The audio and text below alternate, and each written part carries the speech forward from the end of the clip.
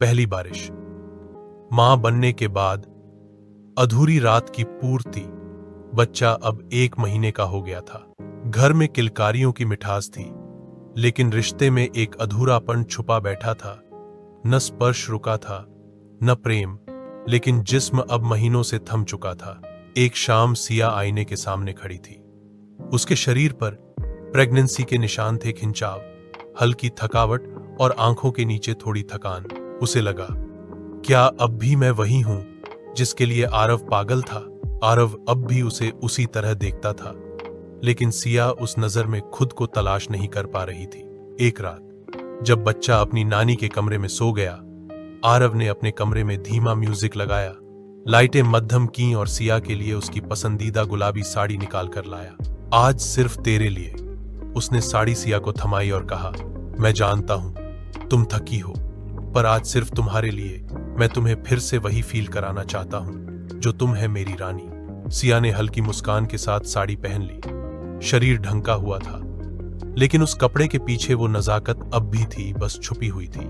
आरव धीरे से पास आया और उसके कंधे पर हाथ रखा। इन निशानों से डर मत सिया, ये तो मेरी मोहब्बत की जीत के निशान है।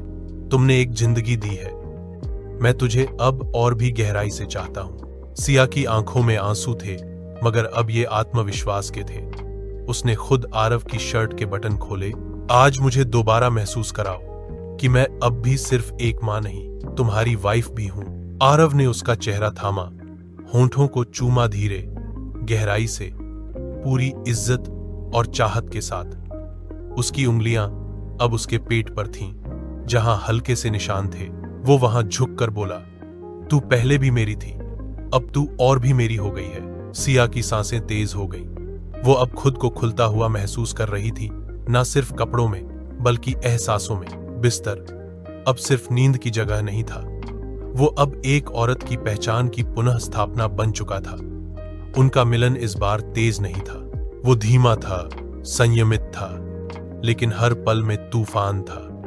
आरव ने उसकी छाती पर होंठ रखे, उसकी हथेलियों को चूमा और कहा, मां बनकर तू बड़ी हो गई, लेकिन मेरे लिए तू आज भी वही पहली बारिश है जो मुझे पूरी तरह भिगो देती है। सिया ने उसे अपने करीब खींच लिया। अब मैं दोबारा पूरी हो गई, सिर्फ मां नहीं, फिर से तेरा हिस्सा बन गई। जब सिया की आंख खुली, आरव उसके पेट पर हाथ रखे मुस्कुराता मिला। क्या देख रहे हो? उस जगह को जहां से मेरी दुनिया आई है और जहां से मेरा इश्क भी दोबारा शुरू हुआ।